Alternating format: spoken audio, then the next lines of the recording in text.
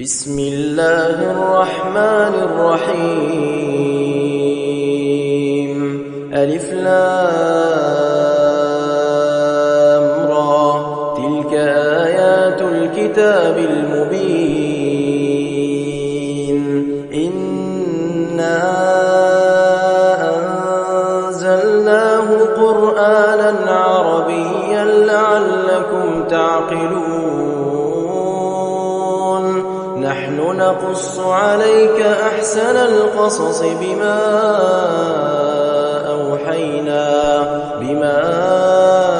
أوحينا إليك هذا القرآن، وإن كنت من قبله لمن الغافلين. إذ قال يوسف لأبيه يا أبت إني رأيت 11 كوكبا والشمس والقمر رأيتهم لي ساجدين. قال يا بني لا تقصص رؤياك على إخوتك فيكيدوا لك كيدا، إن الشيطان للإنسان عدو مبين. وكذلك يجتبيك ربك ويعلمك من تأويل الأحاديث ويتم نعمته عليك وعلى آل يعقوب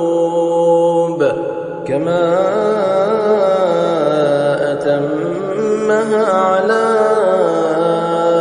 أبويك من قبل إبراهيم وإسحاق، إن ربك عليم حكيم. لقد كان في يوسف وإخوته آيات للسائلين، إذ قالوا ليوسف وأخوه أحب إلى أبينا منا ونحن عصبة إن أبانا لفي ضلال مبين. اقتلوا يوسف أو اطرحوه أرضا يخل لكم وجه أبيكم وتكونوا من بعده قوما صالحين. قال قائل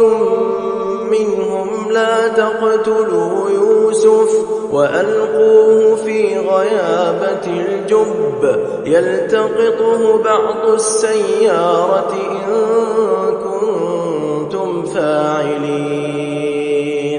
قالوا يا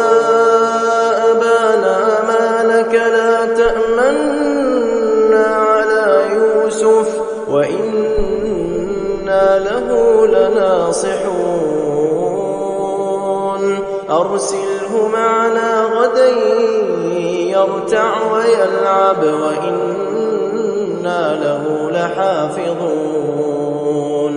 قال إني ليحزنني أن تذهبوا به وأخاف أن يأكله الذئب وأنتم عنه غافلون. قالوا لئن أكله الذئب ونحن عصبة إنا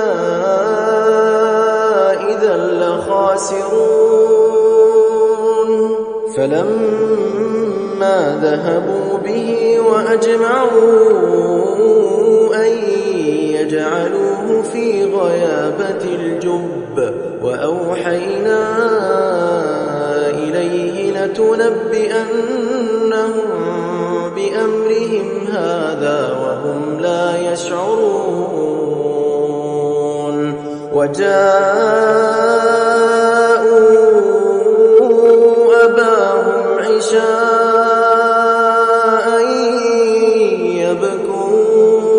يبكون. قالوا يا أبانا إنا ذهبنا نستبق وتركنا يوسف عند متاعنا فأكله الذئب وما أنت بمؤمن لنا ولو كنا صادقين وجاءوا على قميصه بدم كذب قال بل سولت لكم أنفسكم أمرا فصبر جميل والله المستعان على ما تصفون وجاءت سيارة فأرسلوا واردهم فأدلى دلوه قال يا بشرى هذا غلام وأسروه بضاعة والله عليم بما يعملون وشروه بثمن بخس دراهم معدودة وكانوا فيه من الزاهدين وقال الذي اشتراه من مصر لامرأته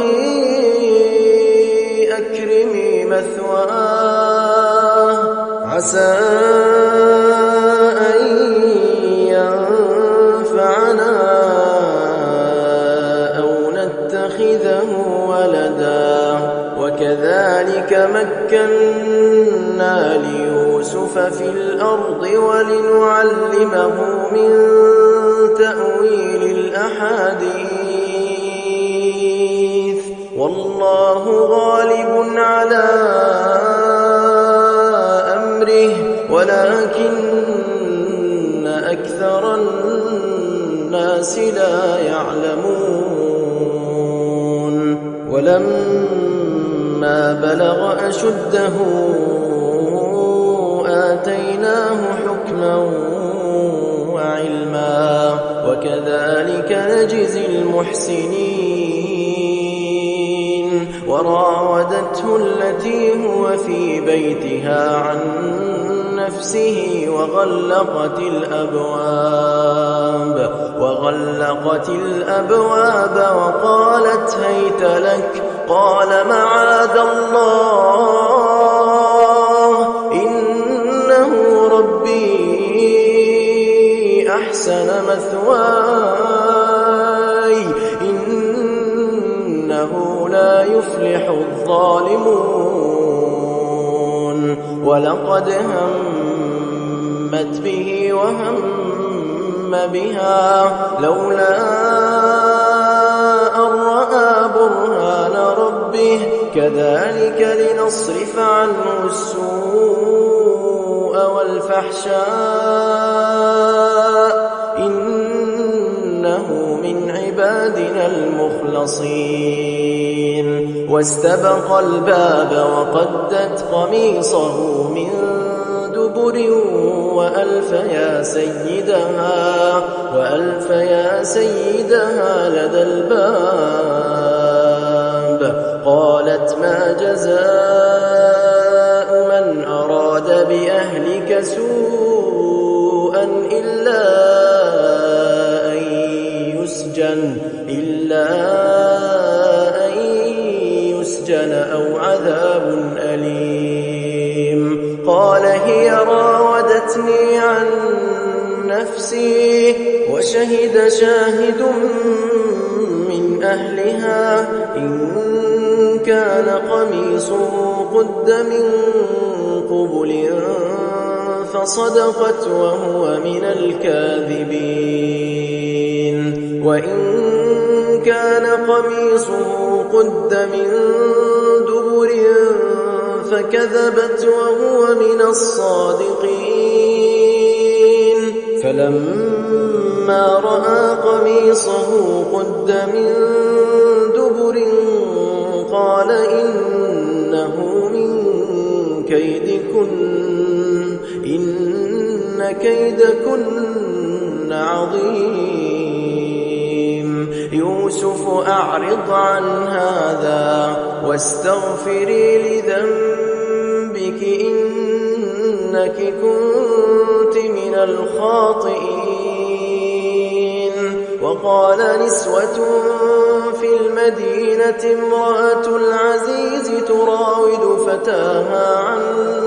نفسه قد شغفها حبا إنا لنراها في ضلال مبين فلما سمعت بمكرهن أرسلت إليهن وأعتدت لهن متكئا وآتت كل واحدة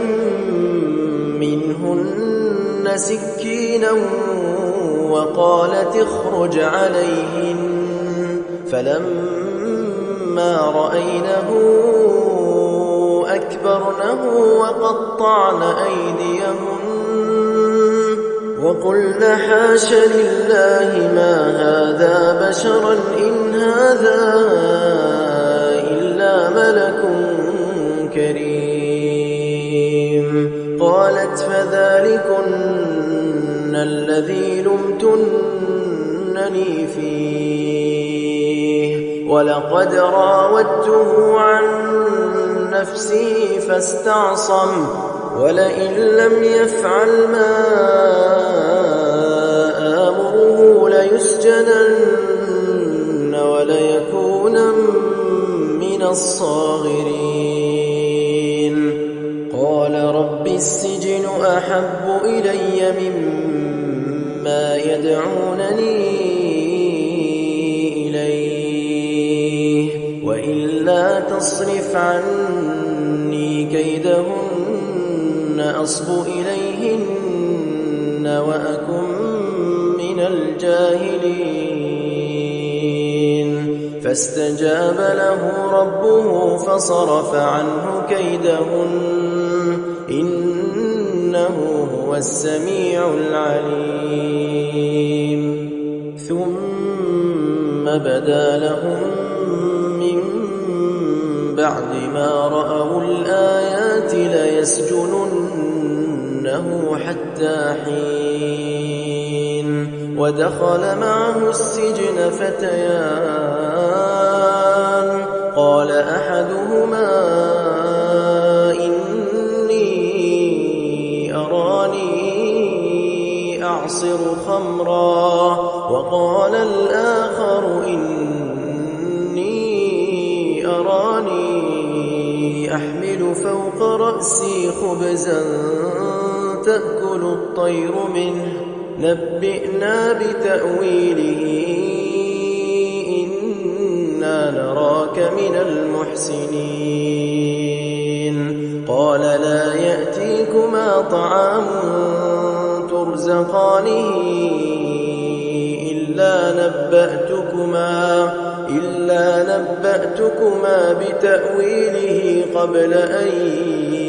يأتيكما ذلكما مما علمني ربي إني تركت ملة قوم لا يؤمنون بالله وهم بالآخرة هم كافرون واتبعت ملة آبائي إبراهيم وإسحاق ويعقوب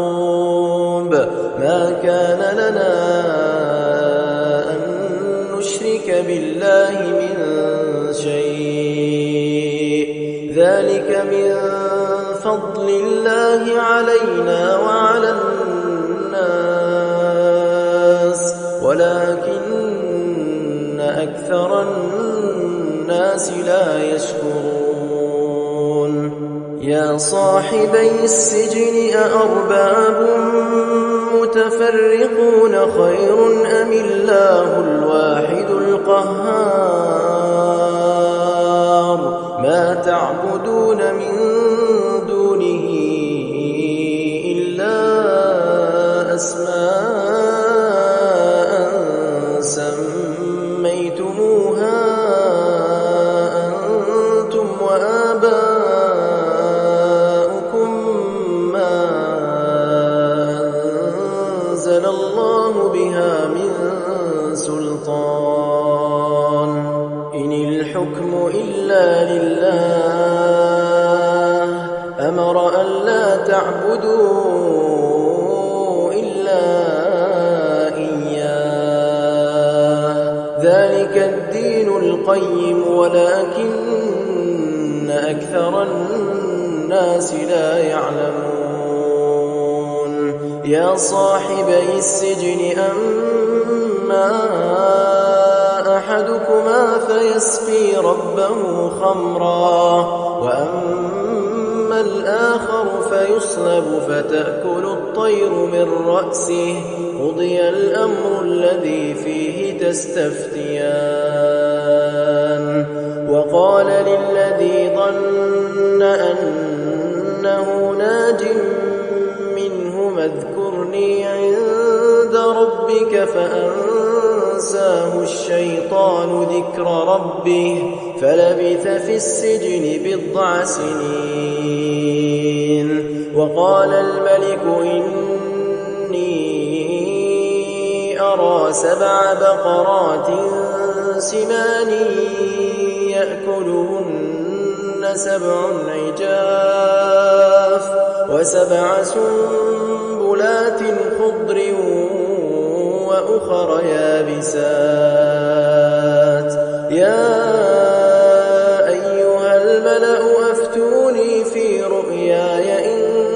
كنتم للرؤيا تعبرون قالوا أضغاث أحلام وما نحن بتأويل الأحلام بعالمين وقال الذي نجا منهما وادكر بعد أمة أنا أنبئكم بتأويله فأرسلون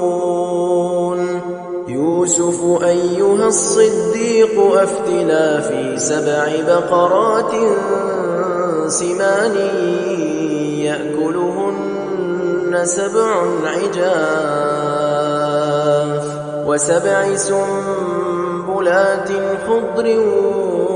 وأخر يابسات لعلي أرجع إلى الناس لعلهم يعلمون قال تزرعون 7 سنين دأبا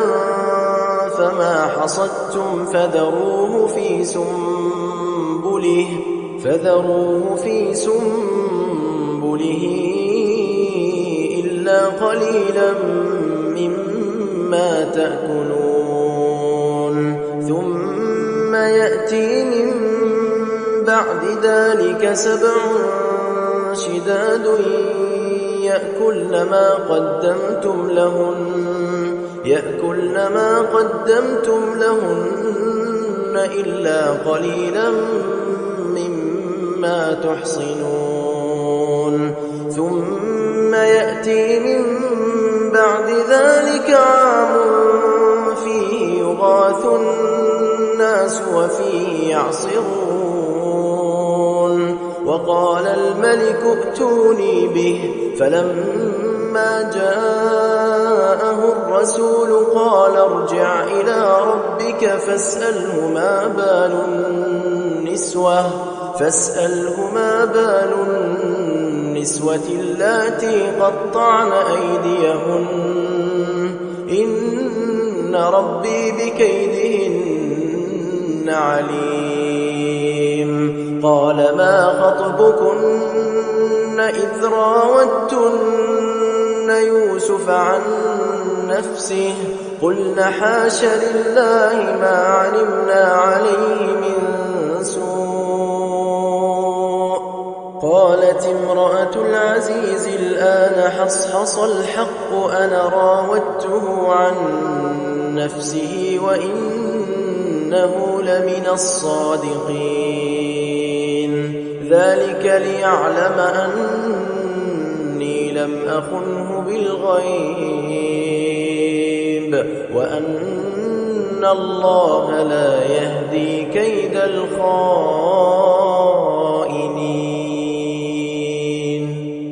وما أبرئ نفسي إن النفس لأمارة بالسوء إلا ما رحم ربي إن ربي غفور رحيم. وقال الملك ائتوني به أستخلصه لنفسي فلما كلمه قال إنك اليوم لدينا مكين أمين. قال اجعلني على خزائن الأرض إني حفيظ عليم. وكذلك مكنا ليوسف في الأرض يتبوأ منها حيث يشاء نصيب برحمتنا من نشاء ولا نضيع أجر المحسنين. ولأجر الآخرة خير للذين آمنوا وكانوا يتقون. وجاء إخوة يوسف فدخلوا عليه فعرفهم وهم له منكرون. ولما جهزهم بجهازهم قال ائتوني بأخ لكم من أبيكم ألا ترون أني أوفي الكيل وأنا خير المنزلين. فإن لم تأتوني به فلا كيل لكم عندي ولا تقربون. قالوا سنراود عنه أباه وإنا لفاعلون. وقال لفتيانه اجعلوا بضاعتهم في رحالهم لعلهم يعرفونها إذا انقلبوا إلى أهلهم لعلهم يرجعون. فلما رجعوا إلى أبيهم قالوا يا أبانا منع منا الكيل فأرسل معنا أخانا نكتل وإنا له لحافظون. قال هل آمنكم عليه إلا كما أمنتكم على أخيه من قبل فالله خير حافظا وهو أرحم الراحمين. ولما فتحوا متاعهم وجدوا بضاعتهم ردت إليهم قالوا يا أبانا ما نبغي هذه بضاعتنا ردت إلينا ونمير أهلنا ونحفظ أخانا ونزداد كيل بعير ذلك كيل يسير. قال لن أرسله معكم حتى تؤتون موثقا من الله لتأتونني به إلا أن يحاط بكم. فلما آتوه موثقهم قال الله على ما نقول وكيل.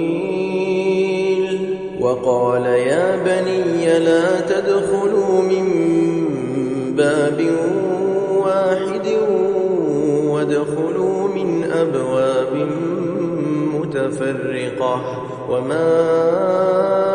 أغني عنكم من الله من شيء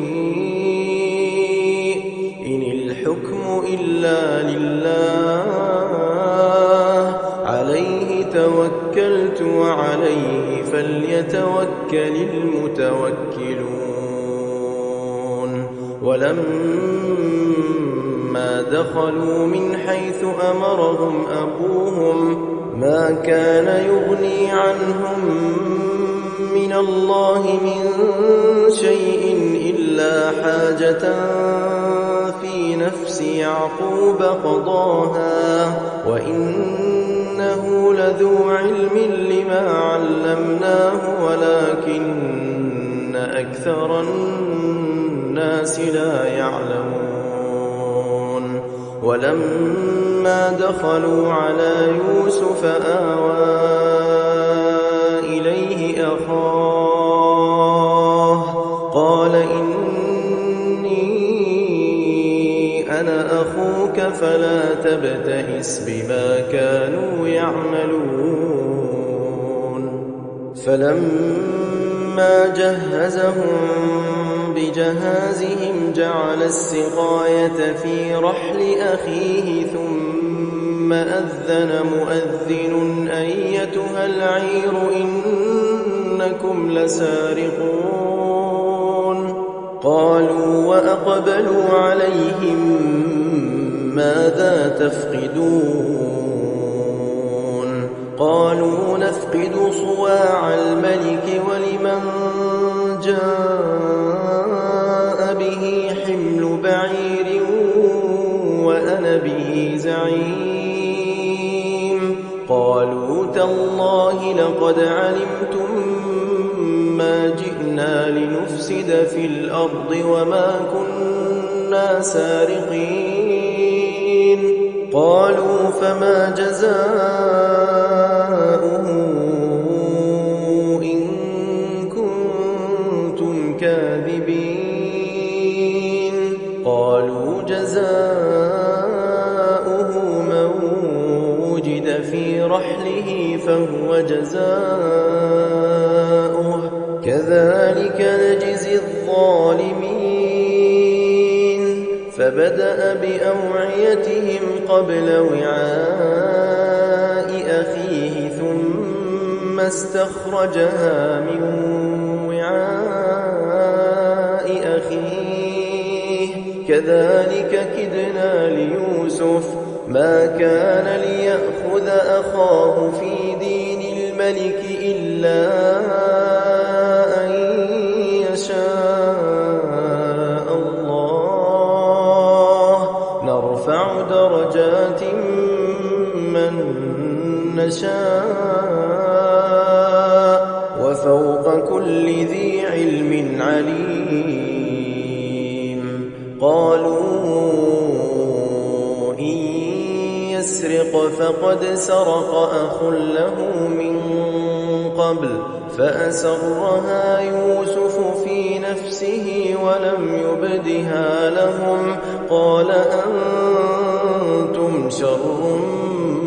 مكانا والله أعلم بما تصفون قالوا يا أيها العزيز إن له أبا شيخا كبيرا فخذ أحدنا مكانه إنا نراك من المحسنين قال معاذ الله أن نأخذ إلا من وجدنا متاعنا عنده إنا إذا لظالمون فلما استيئسوا منه خلصوا نجيا قال كبيرهم ألم تعلموا أن أباكم قد أخذ عليكم موثقا من الله ومن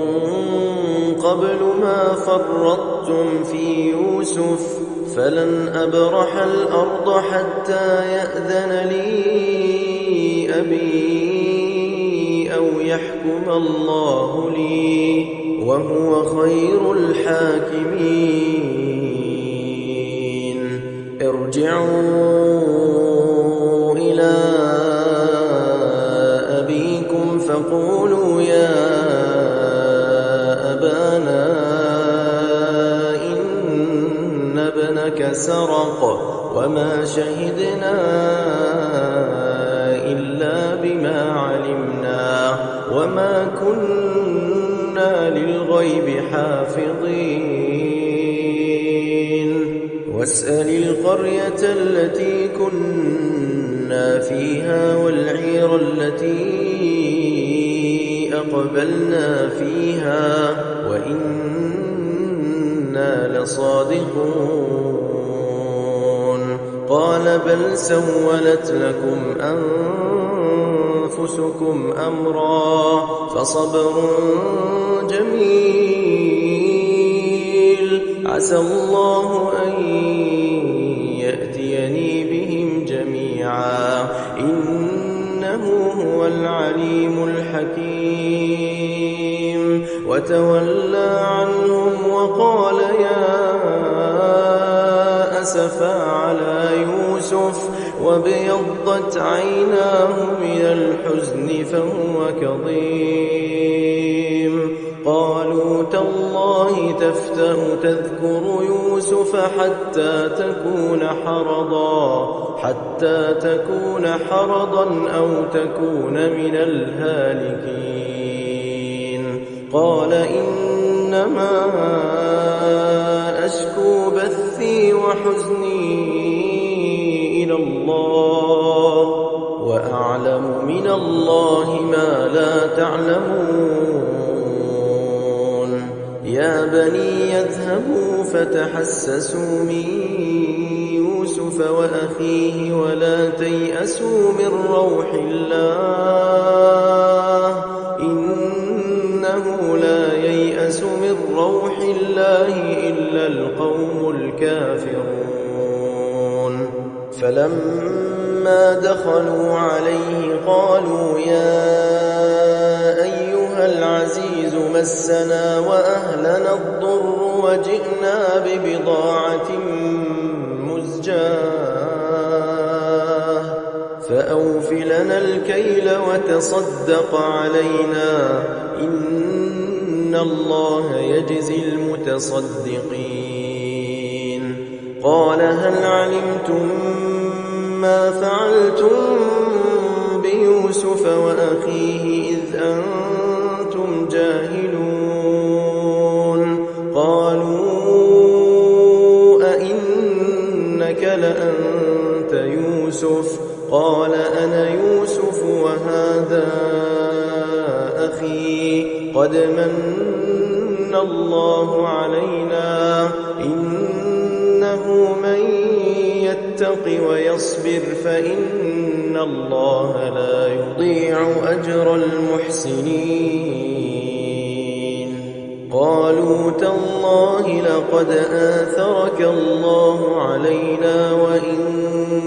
كنا لخاطئين قال لا تثريب عليكم اليوم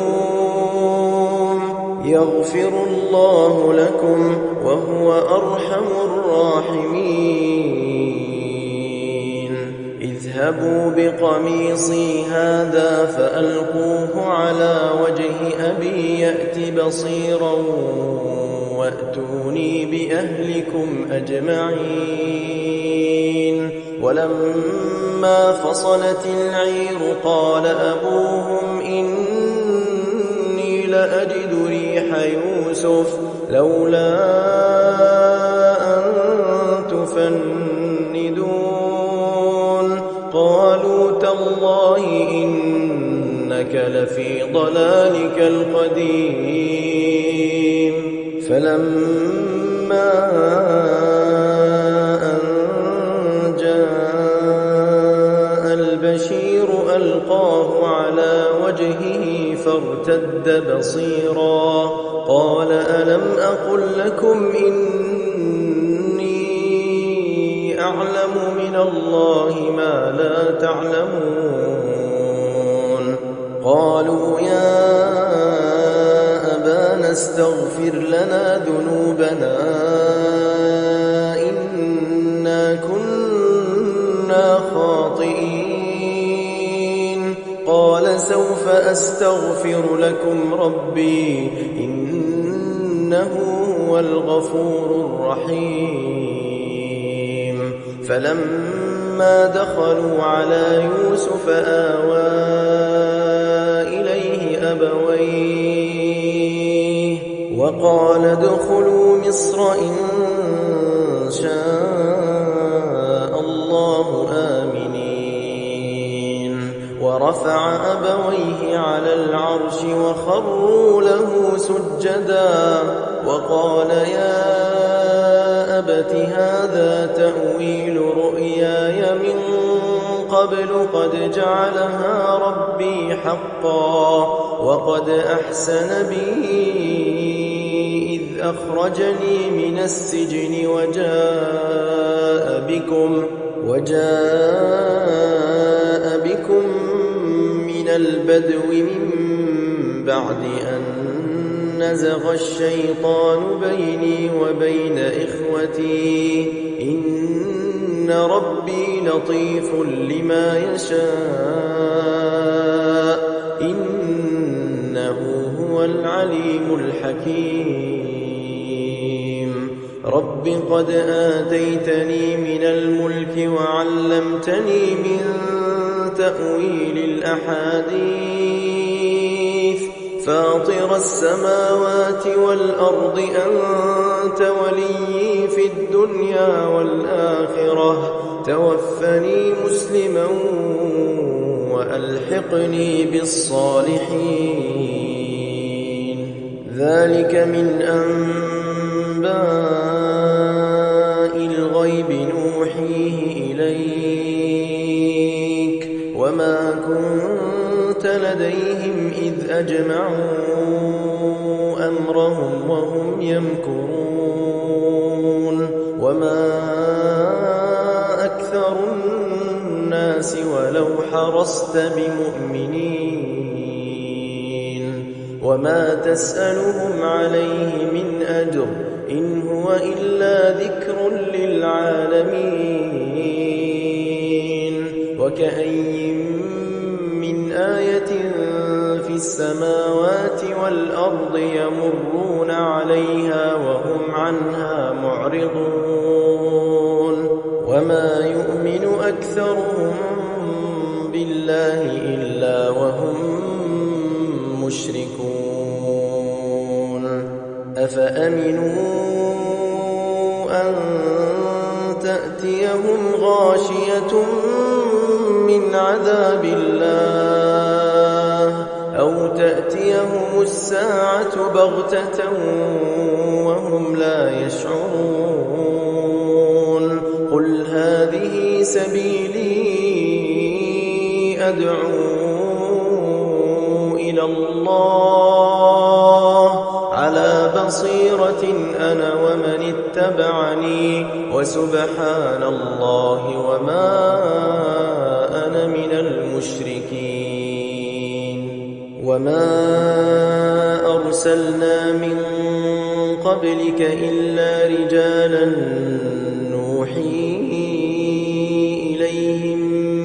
من أهل القرى أفلم يسيروا في الأرض فينظروا كيف كان عاقبة الذين من قبلهم ولدار الآخرة خير للذين اتقوا أفلا تعقلون حتى إذا استيأس الرسل وظنوا أنهم قد كذبوا جاءهم